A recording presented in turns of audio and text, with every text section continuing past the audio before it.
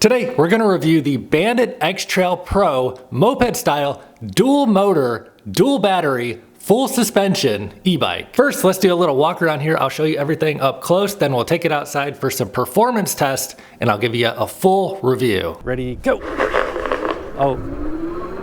There's a 1000 watt motor on the back and a 500 watt motor up front. Actually, quick correction. This video was actually recorded a couple months ago. The final production of this bike will have a 750 watt motor up front, and also the battery is going to be a little bit more beefy than what you see in this video. You can activate these motors individually. There's several different driving modes, and this bike has a really high top speed. Right now at the time of this recording, this is a $2,700-ish bike. Any discount I can offer will be down in the description box below this video. The very first feature I want to show you on this bike is turning it on. When you power it up, the first thing you see is this little image right here. This bike has an NFC unlock option. And what that means is all you have to do is have like a card in your pocket, and when you get close to it, the whole thing will unlock for you. However, you can also enter a passcode to unlock the bike. And when the bike is locked, none of the pedal assist features or power delivery will work, so a thief can't just walk up and ride off with your bike. And speaking of walk off with, this is a relatively heavy bike. It weighs 122 pounds. That's just kind of what you get when you have all these batteries, motors, and suspension. So this is actually a early production model. I don't have the NFC chip, so I'm just entering a password, enter, and then the whole thing unlocks. Right away, we're greeted with this color screen, and we can see there are a variety of modes. You've got Eco, 1, 2, 3, and then it goes to normal, 4, 5, now you're in sport, and then you can go all the way to 7, which is off-road and have full power. Additionally, you have the option to run the rear motor, or just the front motor, or auto, or max with both motors running. Also, you can see the charge on each of the two batteries, and there are a variety of other things. You get a little range estimate, and you can tap through these and see your trip time, average speed, trip distance, and all the normal stuff. And there are turn signals, which are indicated right here on the dash as well. Here's what the turn signals look like on the rear of the bike, and the rear light is a brake light. When I grab the lever, it lights up. And up front, we get a nice, very bright headlight. This is a prototype, so the turn signals aren't installed on this model. I do believe they will be on the final version. And of course, there is a throttle on this bike. It's a quarter twist throttle with ergonomic hand grips with a rubber feel. We get hydraulic brakes with nice feeling levers. 7 gears on the Shimano shifter, a bell, and we'll get to the batteries here in just a moment, but there is a Shimano Altus derailleur and 7 Shimano gears. And just like most moped style e-bikes, this has a 20-inch wheel with 4-inch wide tires. They've got a knobby tread pattern, and there are mag wheels on this bike as opposed to traditional looking spoke wheels. You have a little bit less maintenance on this, but they do weigh a bit more. The hub motor on the rear is a 1000 watt motor. The production version of this bike will have a 750 watt motor up front, but this pre-production model had a 500 watt motor up front. You get metal fenders and a dual crown fork with front suspension, as well as rear suspension. And on these moped style bikes, rear suspension really does make a huge difference. We'll have to see how this feels when we get it out for a ride. Here's what the seat looks like on the bike. It is a relatively long seat. Let's take a look at the batteries. On the final production model, this will be a 20 amp hour battery pack up front. Of course, that battery locks in with a key. This key actually snaps to the side to kind of make it have a more low profile when it's plugged into the side of the bike. First key I've ever seen that does that. So the key can kind of fold down to the side, which goes to show they definitely put a little bit of thought into this design, because the stanchion there will come over to where the key is and keep it out of the way. The rear battery slides out the back.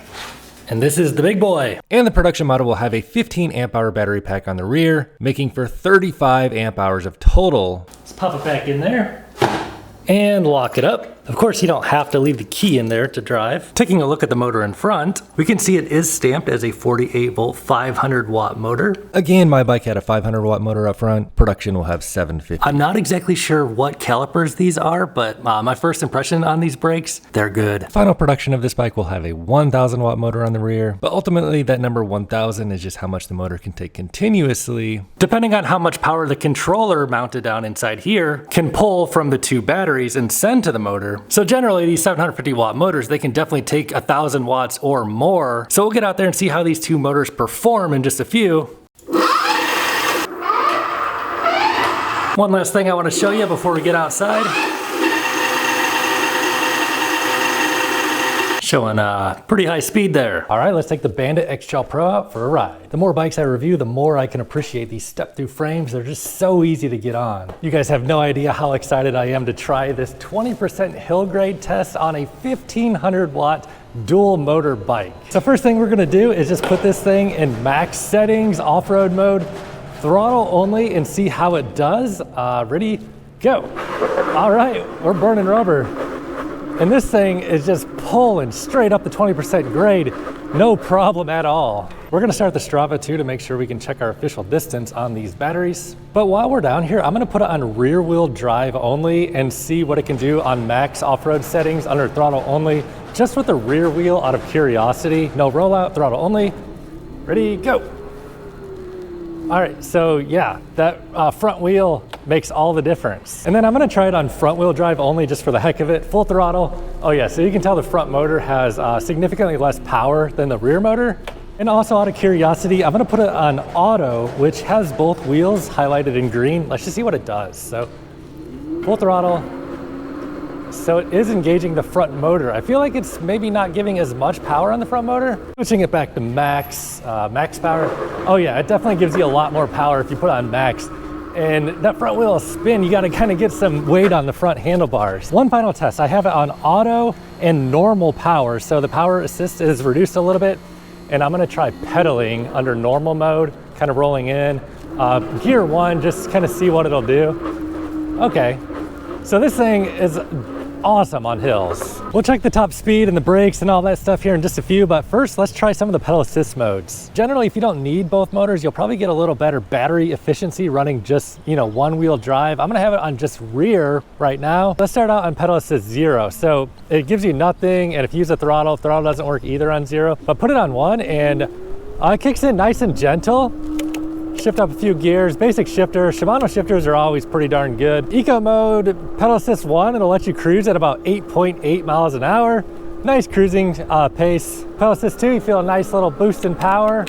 Already getting up towards the top of the gears here, going 11. Now pedal assist 3 will bring us to normal mode, and we're going about almost 16. Now pedal assist 4, we're hitting just shy of 19 miles an hour. I'd say this is the point where I'm starting to kind of run out of pedaling gear a little bit. Pedaling position on this one isn't as bad as some moped style e-bikes. A lot of times the problem that you have on these moped style ones is they're just kind of awkward to actually pedal. I'm not saying that this one is like not awkward, but it's less awkward than some of the ones I've recently tried, and that's probably due to the seat height in relation to the bottom of the pedal stroke being a little bit more extended compared to some of the ones I've recently reviewed. But seating position on this bike is comfortable. The handlebars kind of sweep back just a little bit, nice ergonomic grips, good BMX style riser handlebars, super easy to get on and off. I just love that. And generally, yeah, just a super comfortable seating position on this. I'm curious how the power delivery is on the throttle for this. So pedal assist 1, eco mode, rear wheel drive only. So it'll give you like a fraction of the power, it appears, like it ramps on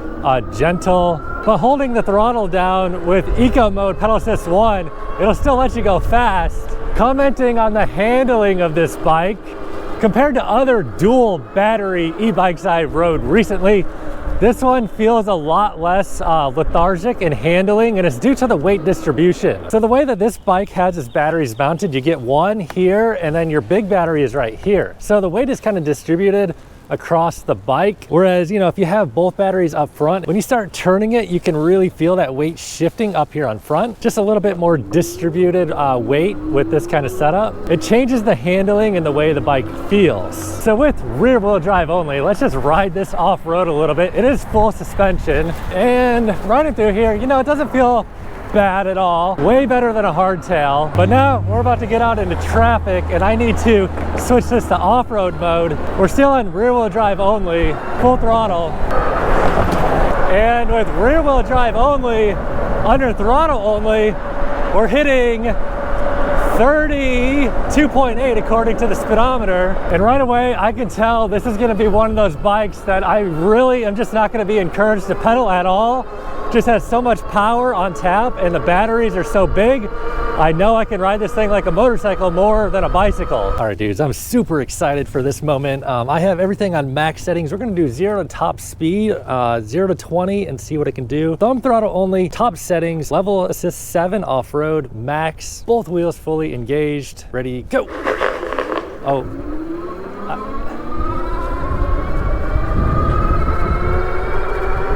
20.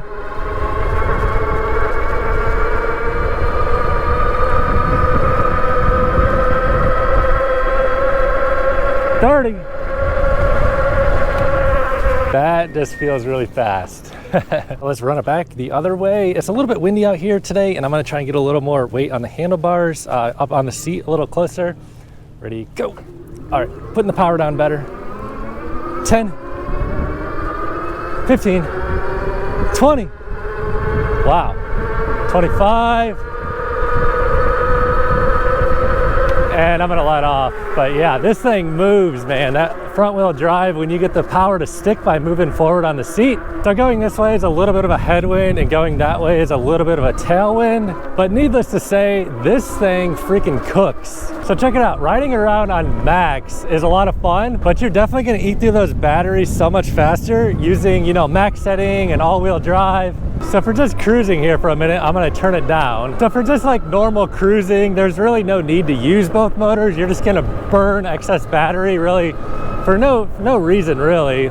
So putting it on down to just rear wheel drive, normal pedal assist of 4. Pretty much I think the fastest you can like really pedal this bike and be able to have a meaningful input is about right around 16 to 18 miles an hour. Now you could change the gear ratios if you really want to pedal, throw a bigger chain ring on the front. Another thing you might want to consider about this bike is it's pretty difficult to put in like meaningful pedal assist or power, human power on a bike that weighs this much. I think the listed weight of this bike is like 120 pounds, just over 120 pounds. Realistically, I mean, even if Lance Armstrong is riding this thing, you're not gonna really be putting a lot of human power into the propulsion of this bike. The pedals, I mean, you can get a little exercise, but mostly you're running on motor and battery on something like this. All right, so let's see what this thing can actually do top speed wise. I have everything on max settings, both motors on max, and it's not quite wide open throttle yet, but wide open now. GPS is in my left hand. So I'm showing about 35, a little bit of tailwind, I think.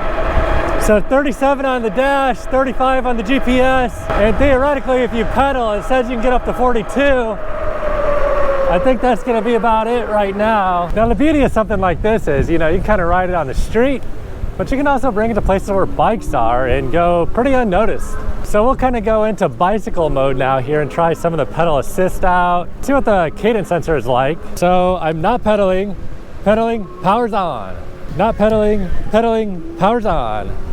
So pretty much very minimal lag on the cadence sensor. It's good. In terms of ride comfort, the suspension, going over these little bumps, like there are actually like little cracks here and stuff in the pavement I'm going over. And you know, it's not like the most amazing suspension I felt on any bike, but it is actually pretty good. Like going over this bump here, it takes a lot of the stress off your lower back, hitting those bumps. And rear suspension on a moped style bike is really important because pretty much you're just sitting all your weight on your butt. You don't have any weight on your arms really. And these bikes, you tend to not really pedal that much. So you don't get like suspension built into your legs kind of either. So the suspension on these is really important. Let's see how the bike feels going up this. I know it's gonna be able to do it. Oh yeah, no problem. How's the suspension feel though, really? Going over bumps. Better, definitely better than some of the other moped e-bikes I've tried. Really not bad. So on this bike, you can absolutely hoon this thing. If you just turn the wheel a little bit, full throttle. It's one of the few e-bikes you'll be able to burn out on. But like I was mentioning before, to keep that more under control, you want to get more up on the front seat when you give it full throttle. And it'll put the power down a little better. Hey, who needs electric when you got this?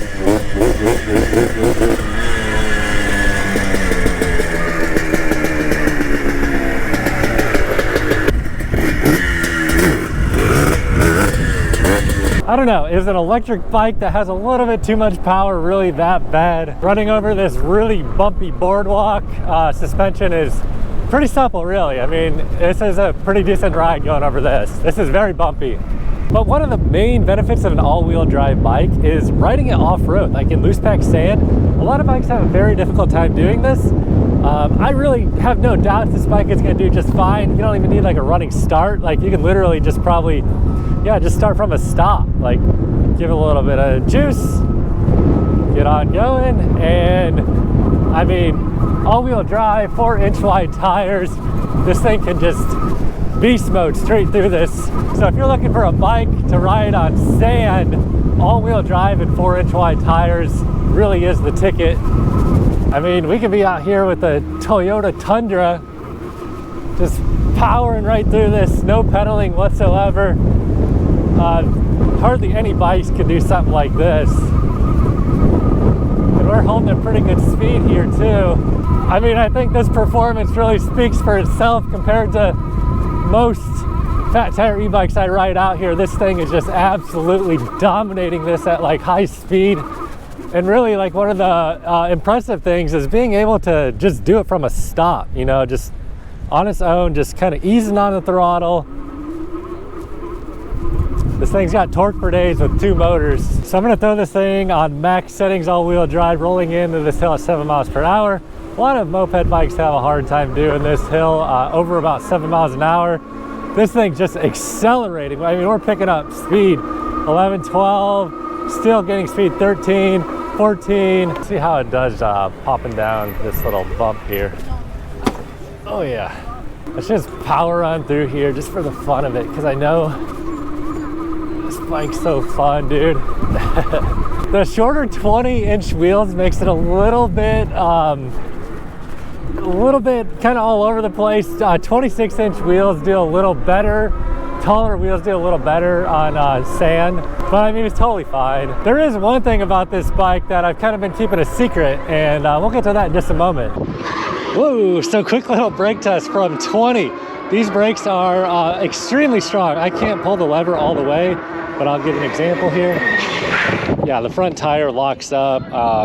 These hydraulic disc brakes are basically motorcycle hydraulic disc brakes. They're the kind of brakes you have to be careful not to pull the lever too hard, because you have plenty of stopping power on these brakes. The hydraulic power in these brakes makes them very easy to operate. You don't have to like pull the levers very hard at all, and you get like a lot of force to the rotors. Pretty much the only limiting factor to these brakes is traction from the tires to the ground. Typically the limiting factor is how hard can the disc actually grip the rotor. These are the kind of brakes that you got to be careful not to grab too hard, because they are very powerful brakes. So right now we are 10 miles into this ride, 54 minutes of riding time, and a pretty high average speed of 13.28. And on the batteries, we have 78% and 77%. So the amount of watt hours in these batteries is massive. Perhaps another thing I should mention about this bike is like its mass is not all downsides.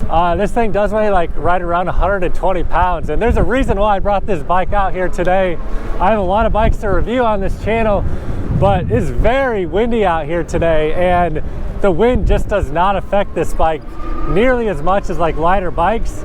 And all the power, you know, I could just blast right through the wind. It's not blowing me around at all. I mean, there's trade-offs for weight. You get more range with the batteries. A lot of the less powerful bikes in a wind like this, they just get blown around. So let's do the California Incline here. Really, I guess just so you can see how this bike compares to maybe something else you watched on my channel you're thinking about getting. Not because I doubt it can do it at all, because there will not be a problem. I mean, even like starting from a stop here, like I'm just easing on the throttle. Yeah, we can accelerate, just kind of easing on the throttle, and you know, pedestrians, full throttle. Yeah, I mean, this bike is great on hills. And the California Incline is a long, gradual incline. Full throttle now. As I mentioned, this is more so just if you're comparing this to something else on my channel I've reviewed. 20 miles an hour, only halfway up the California Incline, and we're still picking up speed. So monster power, about 24 and still gaining. And just in case this is your first time here on the channel, here's the hill we just climbed. We were just down there on that bike path just a moment ago. So if you look at those flags off in the distance, you can see the wind is blowing this way, and it is a strong wind today. 71% on both batteries, and I'm just gonna see what the theoretical max of this bike would be. So let's just go for it. No GPS, I'm keeping both hands on the steering wheel. 20.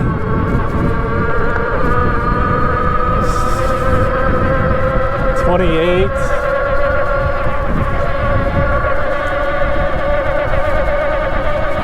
33. 34. 36. We got to let off for a minute. And probably most importantly, with those dual massive batteries on there, you'll be able to hold a higher speed for longer. A lot of times I think the problem is, even though a bike can go fast with a small battery, you really can't go fast for very long without completely smoking those batteries down to nothing. High five. Here is a competing bike I know, the Pedal Electric. I did review that bike on the channel. Wow, that's tail right there. A lot of times people ask, like, why not just buy a motorcycle if you're shopping for a bike in this price point? I mean, I guess it's just what you're looking for and like where you can ride it. Like, motorcycle, you can't ride here. I mean, you shouldn't. This is kind of like a crossover between, you know, like a gas moped and an e-bike. You get some exercise, but you can still get out and ride where bicycles can go. This is one of those bikes, I don't know if it's for the street or the trail, the bike path. I mean, really what we have here is like a little 2-horsepower motorcycle passing cars. All right guys, let's take a look at the final range on the Bandit X-Trail Pro and leave you with my final thoughts. So we were out there for 21.85 miles, and right now we're showing 56% left on each of the batteries. So I don't know what the official range claims are on this bike, but I'll tell you what, man, with dual batteries totaling 35 amp hours, you're gonna get some serious range. So with that kind of energy on a bike like this, your range is gonna be incredible, especially if you're not going crazy fast like I was in today's ride. Now this is the X-Trail Pro version, so it is like $2,700, which is a kind of steep price to ask for an e-bike, but I do know many other e-bike brands out there charging more for less. So I mean, at $2,700, considering what you're getting on this bike, I do feel like the value is there. It's not cheap, but if you do want to grab one, you can check the link below the video in the description box and see